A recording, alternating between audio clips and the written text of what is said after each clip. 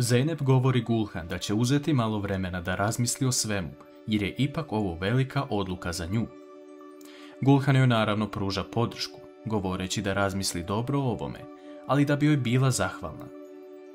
Halil ostavlja Zeynep malo da razmisli, te izlazi napolje. Međutim, Zeynep izlazi napolje i razmišlja o svemu. Do malo pre je trebala da se iseli iz kuće, a sada je Gulhan zamolila da ostane. U tom trenutku se pojavljuje Halil, koji govori Zeynep da ona previše razmišlja o ovome i da bi bilo najbolje da ostane zbog svoje bake, koja je rekla da će sudnje dane dočekati ovde. Zeynep govori da je Halil u pravu, ali da ne vidi tu želju sa njegove strane, te misli da on ne želi da porodica Aslanli ostane. Tu dolazi do manje svađe između Halila i Zeynep, jer Halil ne sme da pokaže svoje emocije, zato što je to protiv onoga zašto je zapravo došao u ovo mesto. Zeynep u suzama odlazi od Halila, govoreći da će izabrati opciju koja neće oštetiti njenu porodicu. S druge strane, Jusuf uzima Guče za ruke i odvodi ispred kuće koju su zajedno renovirali, navodno za njegovog prijatelja. Međutim, on tu izvadi verenički prsten i zaprosi Guče. Guče je napokon srećna i dugo je čekala ovaj trenutak, te pristaje na Jusufovu ponudu. Nadamo se da je ovdje kraj lošim stvarima koje su se dešavale. Zeynep odlazi u sobu svoje bake i razmišlja zašto sada ne može da sluša svoje srce. Halil odlazi u svoju sobu besan i ljut, zato što ne može da dokaže Zeynep da mu je stalo i zašto ona ne želi da ostane kraj njega. Sutradan ujutru, svi muškarci iz Halilove i Jusufove porodice odlaze u džamiju kako bi proslavili početak Bajrama. Međutim, tu vidimo nešto mnogo zanimljivo, a to su glumci serije Osveta, koji također proslavljaju Bajram u istom mestu. Halil Firat i Baran Karabej staju jedan ispred drugog i gledaju se pravo u oči, ali saznajemo da se njih dvojica znaju od pre i da je mnogo godina prošlo. Oni su prijatelji odavno i počinju sa pričom kako sada žive. Halil je čuo da se Baran oženio i da čeka dete, te ga pita da li je sve u redu sa njegovim brakom. Baran mu odgovara da je ovaj brak nastupio iz mržnje dve porodice, ali da je jedina stvar koja može pobediti mržnju i osvetu ljubav. Baran daje savjet Halilu da ako želi da uništi mržnju, neka posluša svoje srce i da ono nikada neće pogrešiti. On dodaje da vidi sjaj u Halilovim očima, ali Halil vešto izbegava tu temu. Halil poziva Barana i njegovu porodicu da nakon porođaja dođu kod njih na novu farmu koju je Halil kupio i tu se rastaju. U toku dana teče jedna praznična i porodična atmosfera. Porodica Firat priprema veliku gozbu u znak Bajrama, ali Halil odluči da Zeynep pozove svoju porodicu kako bi zajedno proslavili što ona i uradi. S druge strane, u Jusufovoj kući je također praznična i porodična atmosfera. Hakan u jednom trenutku kreće u toalet, ali odlučuje da nađe Gučejnu Minđušu u njenoj sobi kako bi se uverio da su ona i Feriha sestre. Međutim, Guče se pojavljuje ispred Hakana.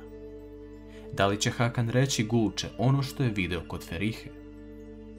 Nakon završene gozbe, Selma daje poklon Erenu, a to je jedna narukvica koju Eren obećava da neće skinuti.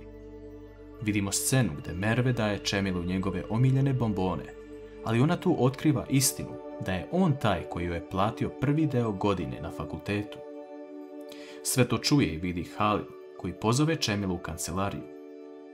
Halil govori Čemilu da ga zaista i ceni i da je lepo što je ovo uradio. Čemilu bude neprijatno, ali Halil mu govori da će ga on podržati da plati celo školovanje za Merve, što Čemil pristane. Zeynep sprema sok od pomoranđa i odnosi u Halilovu kancelariju. Halil stoji okrenut prema prozoru i nakon što Zeynep uđe, on je pita da li je donela odluku.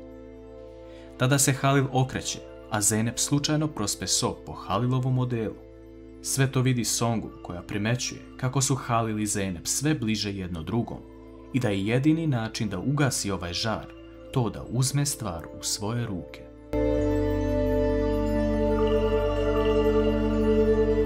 Zeynep predlaže Halilu da odu u jedan deo grada koji je siromašan i da podele hranu ljudima kojima je to potrebno za Bajram.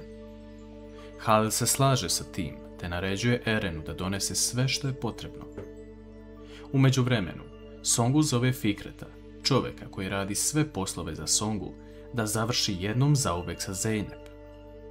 Ona mu govori adresu gdje će danas biti Zeynep, jer je sve čula i očekuje od njega da danas završi posao. Zeynep priča sa Čemilom napolju i zahvaljuje mu se za to što je platio Merve prvi deo godine na fakultetu. U tom trenutku se pojavljuje Eren, koji nosi sve što mu je Halil naredio, i tu se pojavljuje i Halil, koji želi da krene sa Zeynep. Zeynep odlazi sa taksijem, a Halil odlučuje da je prati kako bi joj pomogao, jer ne zna kakav je to deo grada. Fikret je iza Zeynep i prati je, ali tada se pojavljuje Halil, koji krene sa Zeynep da deli hranu ljudima kojima je to potrebno. Fikret se seti u međuvremenu jedne ideje kako da odvuče Halila na drugu stranu, jer je dobio informaciju da je Zeynepina najveća slabost milost. Fikret daje novac jednom dečaku da obavesti Halila da su mu probušene gume na automobilu, te Halil odmah krene da proveri, dok Zeynep nastavlja sama. S druge strane, Guče pita Hakana šta on radi u njenoj sobi, ali Hakan se vešto izvlači, govoreći da je tražio punjač i odlazi nazad u dnevni boravak. Vidimo da Hakan neće stati na ovome, sve dok ne otkrije pravu istinu, te čeka trenutak da opet ode do sobe. Vidimo scenu na farmi gdje Eren i Čemil pričaju napolju s čaj, ali tada Čemil vidi Merve kako prolazi i njegov pogled ostaje na njoj. Eren vidi sjaj u Čemilovim očima, ali tada se pojavljuje Selma, a Eren krene prema njoj, a Čemil se samo nasmeši. Eren predloži Selmi da mogu izaći napolje kada god ona poželi, jer zna da joj je sada komplikovana situacija. Ali Tulaj vidi kako je Selma uzbuđena dok je pričala sa Erenom, što znači da se sviđaju jedno drugo. Fikret se nalazi ispred Zeynep i moli je da krene sa njim do njegove majke kako bi joj pomogla. Njih dvoje završavaju na šumskom putu, ali Zeynep vidi da ovdje nešto nije kako treba. Ona krene nazad, ali Fikret krene prema Zeynep kako bi završio ono zbog čega je došao. Halil vidi da je sa gumama sve u redu, te pita slučajne prolaznike da li su vidjeli devojku sa kovrđavom kosom i kesama. Jedan mladić govori da je upravo otišla sa jednim čovjekom kroz šumu. Halil kreće da nađe Zeynep, ali ona uspeva da ga nazove kako bi joj pomogao.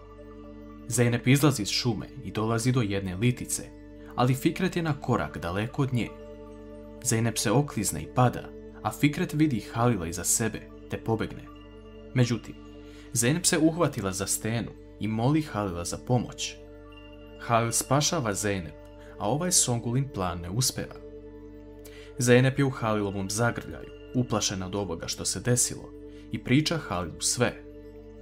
Ona govori da će od sada 2 puta razmisliti pre nego što nešto uradi, ali tada se prisjeti kako je već jednom bilo u toj situaciji. Jednom je na brdu uz Garli tepe, bila sama dok je veliki pas bio ispred nje, ali jedan dečak je došao i spasio je. Međutim, to je bio Halil. On se seti tih trenutaka, ali Zeynep dodaje da nikada neće zaboraviti šta je taj dečak rekao, a to je da će uvijek biti uz nju kada bude na ovom brdu. Ona navodi da je Halil spasio pre nekoliko mjeseci na tom brdu.